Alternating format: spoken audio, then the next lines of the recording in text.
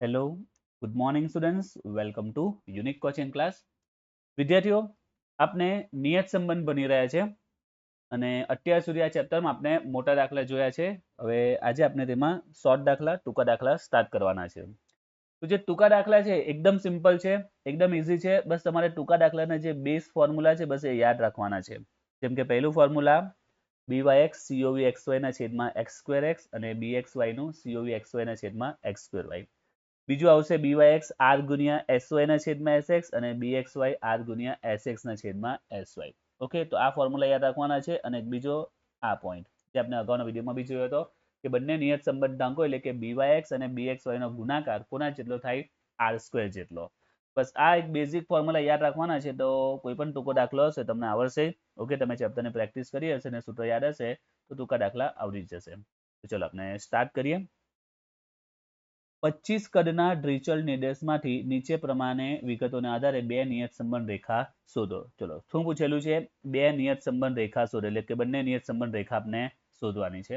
x બરાબર 29 હોય ત્યારે y અને y બરાબર 45 હોય ત્યારે x ની કિંમત શોધો. તો ચલો, x અને y ની કિંમત પણ પૂછેલી છે.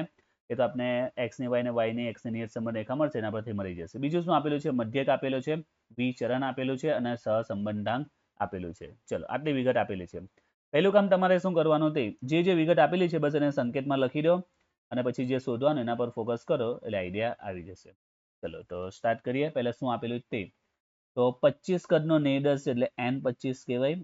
જો કે આમાં આપણે n ની કઈ વધારે જરૂર નહીં પડતી, પણ જે વિગત આપી છે એને આપણે લખી દેવાની. ત્યાર પછી x 29 હોય ત્યારે y ને y 45 હોય ત્યારે x. એ તો આપણે જ્યારે નિયત સંબંધ રેખા મળીશું ત્યારે એની ઇફેક્ટ આવશે. બીજું શું આપેલું છે? બંનેના મધ્યક આપેલા છે એટલે કે x બાર આપેલું છે 25 અને y બાર આપેલું છે 40. ત્યારબાદ વિચરણ. હવે ધ્યાન આપજો, વિચરણ છે, બરાબર છે? તો આમાં કન્ફ્યુઝ થતા નહીં. વિચરણ એટલે શું કહેવાય? x સ્ક્વેર x કહેવાય.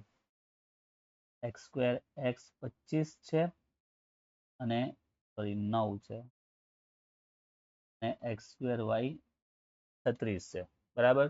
તો આ જોઈ લેવાનું કે વિચરણ છે કે પ્રમાણિત વિચલન. જો પ્રમાણિત વિચલન હોય ને તો ફક્ત શું કહેવાય? sy ને sx જ કહેવાય. આ વિચરણ છે એટલે શું લાગશે? સ્ક્વેર લાગશે. ઠીક છે? ચલો, ત્યાર પછી બીજું આપ્યું છે સહસંબંધાંક. સહસંબંધાંક એટલે શું આપેલું છે? r આપેલું છે 0.8. ઓકે, તો આટલી વિગત આપણે આપેલી છે. તો હવે સ્ટાર્ટ કરીએ. તો આપણે બંને નિયત સંબંધ રેખા શોધવાની છે, y ની x અને x ની y બંનેની. તો સૌથી પહેલા આપણે y ની x ની શોધીએ. y ની x પરની નિયત સંબંધ રેખા. આ બાજુ શોધીશું x ની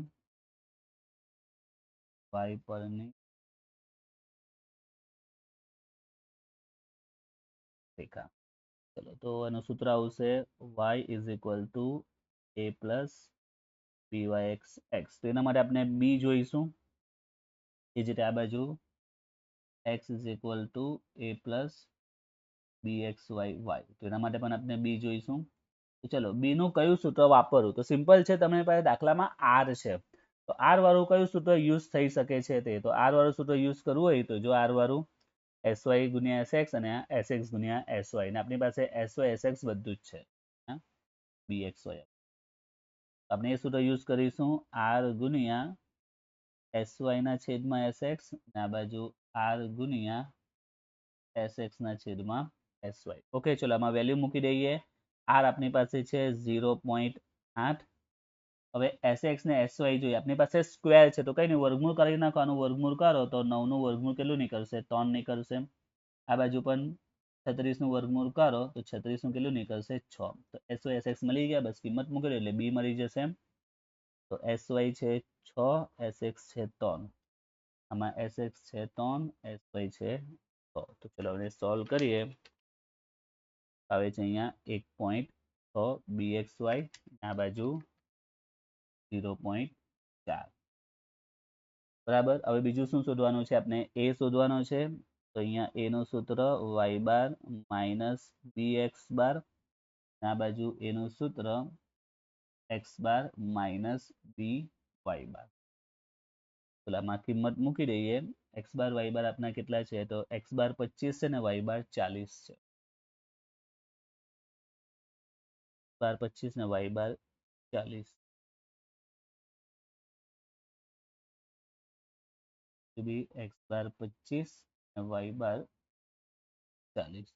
ચલો સોલ્વ કરીએ તો 25 ગુણ્યા 1.6 તો ચલો એ 40 જ આવે છે એટલે અહીંયા એ 0 આવી ગયો. આ બાજુ 40 ગુણ્યા 0.4 16 25 માઇનસ 16 એટલે 9 આવશે. એ પણ મળી ગયો બંને બાજુ. તો આપણે નિયત સંબંધ રેખા મળી જશે એનું સૂત્ર મૂકી દઈએ. y is equal to a plus byx x. તો એ તો 0 જ આવ્યો છે. byx 1.6 છે એટલે સમીકરણ શું મળ્યું? y બરાબર 1.6x. એ જ રીતે આ બાજુ કિંમત મૂકી દઈએ. a પ્લસ bxy y એ છે 9 bxy 0.4y. તો બંને નિયત સંબંધ રેખા મળી ગઈ. હવે વેલ્યુ મૂકવાનું કીધું છે કે x 29 હોય ત્યારે y. તો આ કિંમત કેમાં મૂકવાની? તો સમજ જવાનું. હવે ખબર હોવી જોઈએ x 29 ત્યારે y એટલે કે x ની કિંમત આપેલી છે ને y શોધવાનું છે એટલે y ની x નું કહેવાય એટલે કે અહીંયા મુકાશે. x 29 ત્યારે y શોધવાનું છે. તો ચલો આમાં કિંમત મૂકીએ. x ની કિંમત 29 ગુણ્યા 1.6 તો 46.4. અને બીજી બાજુ y આપેલો છે ને x શોધવાનો છે. y 45 ત્યારે x શોધવાનો છે. y 45 ત્યારે x શોધવાનો.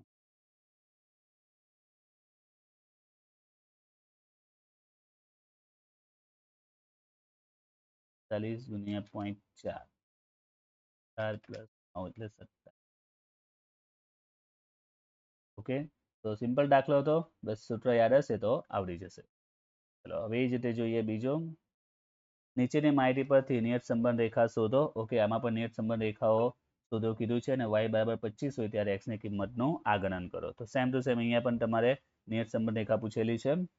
તો ચલો સરેરાશ આપેલું છે એટલે કે x બાર આપેલું છે 25.5 અને y બાર 40. હવે જો અહીંયા પ્રમાણિત વિચલન છે ધ્યાન આપજો. શું આપેલું છે? પ્રમાણિત વિચલન આપેલું છે એટલે કે sx આપેલું છે 2.4 અને sy આપેલું છે 6. Okay, sx 2.4 sy 6. ને ત્યાર પછી બીજું આપ્યું છે સહવિચરણ. સહવિચરણ એટલે કે cov xy આપેલું છે 11.52. અહીંયા પણ કીધું છે નિયત સંબંધ રેખા શોધવાનું છે. ચલો પહેલા y ની x પરની નિયત સંબંધ રેખા, આ બાજુ x ની y પરની નિયત સંબંધ રેખા. y is equal to a plus byx x, x is equal to a plus bxy y. ચલો હવે આમાં byx નું કયું સૂત્ર વાપરવું? તો સિમ્પલ છે, દાખલામાં ખ્યાલ આવી જવો જોઈએ. covxy આપેલું છે તો covxy વાળું સૂત્ર યુઝ કરીશું. covxy નું સૂત્ર શું આવે તે? તો byx માં છેદમાં શું આવે? x square x આવે. byx માં છેદમાં શું આવે? x square x અને bxy માં x square y આવે. માં આવશે x square x, બાજુ આવશે x square y. ચલો 11.52. હવે x square x આપણી પાસે sx 2.4 છે, બસ એનો વર્ગ લઈ લેવો. ઓકે, અથવા તો અહીંયા એનો વર્ગ કરી દઈએ. આપણે કેટલો આવે છે વર્ગ? ડાયરેક્ટ કિંમત મૂકી દઈશું. 2.4 નો વર્ગ 5.72. અગાઉ વર્ગ આપેલો અને વર્ગમૂળ કાઢેલું. અહીંયા કરી વર્ગમૂળ કાઢેલું જ છે તો આપણે વર્ગ કરી દઈશું. ચલો અહીંયા કિંમત મૂકીએ તો 5.72 આ બાજુ 36. 11.52 ભાગ્યા 5.76. તો અહીંયા byx આવે છે 2. 11.52 ભાગ્યા 36 અહીંયા આવે છે 0. હવે એ શોધી કરીએ. આ બાજુ a બરાબર y bar minus byx x bar, a બરાબર x bar minus bxy y બાર. કિંમત મૂકીએ. y બાર છે 40, b 2, x બાર 25.5. 5 બાર 25.5 બી 0.32 વાય બાર છે 40 સોલ્વ કરીએ તો 25.5 ગુણ્યા 2 51 એટલે આવે છે -11 25.5 40 ગુણ્યા 0.32 12.8 -25.5 12.7 ઓકે ચલો હવે નિયત સંબંધ રેખા સુધી કરીએ તો આનું y is equal to a plus byx x એની કિંમત -11 આ 2 x તો y નું સમીકરણ મળી ગયું એ જ રીતે હવે x નું સમીકરણ x is equal to a plus bxy y એ છે 12.7 બી 0.32 અને બીજું શું પૂછેલું છે કિંમત મૂકવાની કીધેલી છે તો હવે એક જ પૂછેલી છે y 25 હોય ત્યારે x એટલે કે x ઓન y એટલે x ની y પરની કિંમત મૂકવાની છે y કેટલો છે 25 ત્યારે શું શોધવાનું છે x 4.7 y ની કિંમત 25.32 ગુણ્યા 25 એટલે 8 જવાબ આવશે 20.7 ક્લિયર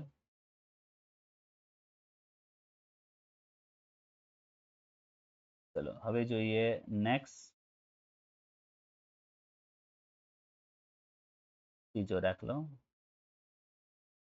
વિડીયોમાં દાખલા નંબર 7 ચલો આમાં આપ્યું છે COVXY છેદમાં x2y બરાબર 5.2 એવું લખ્યું છે હવે જો હવે અહીંયા જેમમાં આપેલું છે તો જો જેમમાં આપેલું તો આપણે આ રીતે લખી શકીએ ને COVXY ના છેદમાં x2y જેમ છે તો આપણે આ સ્વરૂપે લખી દઈએ બરાબર છે તો એ સ્વરૂપે આપણે લખી દીધું હવે આગળ x બાર y બાર આપ્યું છે અને y 20 હોય ત્યારે x નું આગળન કરો તો પહેલા તો એ નક્કી કરવાનું છે કે x ની y શોધવાની છે કે y ની x તો y 20 હોય ત્યારે x શોધવાનો છે તો આ x ની y કહેવાશે તો x ની y પરની નિયત સંબંધ રેખા x બરાબર a plus bxy y okay હવે આ પોઈન્ટ મેં ચેપ્ટરની શરૂઆતમાં સમજાવેલી પહેલા દાખલામાં કે ઘણી વાર દાખલામાં આવું કે y બરાબર 20 હોય ત્યારે x શોધો x બરાબર આટલું હોય ત્યારે y શોધો તો કઈ રીતે ખબર પડે બરાબર ચલો તો આના માટે પહેલા આપણે b જોઈએ તો ચલો b નું સૂત્ર શું આવે તો કઈ વિચાર નથી હમણાં જ આપણે સૂત્ર વાપરું COVXY તો જો રેડીમેડ જ આપેલું છે bxy ના સૂત્રમાં છેદમાં શું આવે COVXY વાળું સૂત્ર વાપરે છેદમાં s2y આપે તો રેડીમેડ જ છે તમારે કંઈ કરવાનું નથી દાખલામાં કઈ છે નહીં બસ સૂત્ર યાદ હોવા જોઈએ ને ચેપ્ટરની પ્રેક્ટિસ કરી હશે મોટા દાખલા તો આવડી જશે બી મળી ગયો ચલો હવે એ શોધીએ એનું સૂત્ર શું આવશે x bar minus bxy y બાર એ પણ બધું આપેલું છે બાર છે 60 આ છે 2.5 અને y બાર છે 25 60 માઇનસ 25 ગુણ્યા 2.5 આવે છે 6.25 6.25 માઇનસ 60 તો આવે છે 53.75 ઓકે ચલો એ પણ મળી ગયો હવે જે શોધવાનું છે એના પર આવી જે શોધવાનું શું છે તે તો y 20 હોય ત્યારે x ની કિંમત શોધવાની છે y 20 હોય ત્યારે x ની કિંમત ચલો આમાં સ્ટાર્ટ કરીએ પહેલા તો સમીકરણ આખું લખી દઈએ x is equal to a plus bxy y એ મળ્યું છે 53.75 ગુણ્યા 2.5 62.5 આવે 62.5 જવાબ માઇનસમાં છે -2.5 એનો જવાબ -2.5 અને બી છે 2.5 y આપને સમીકરણ મળ્યું હવે એમાં આપણે જે સવાલમાં પૂછેલું છે તે કે y કેટલો હોય 20 ત્યારે x શોધવાનો છે y કેટલો છે 20 ત્યારે x શોધવાનો છે તો આમાં કિંમત મૂકી દઈએ y ની કિંમત 20 -2.5 2.5 ગુણ્યા 20 એટલે કે 50 50 માંથી જશે એટલે 47.5 x નો જવાબ ઓકે હજુ એક દાખલો જોઈએ આપણે. આ યુનિવર્સિટીમાં પૂછાઈ પણ ગયો છે.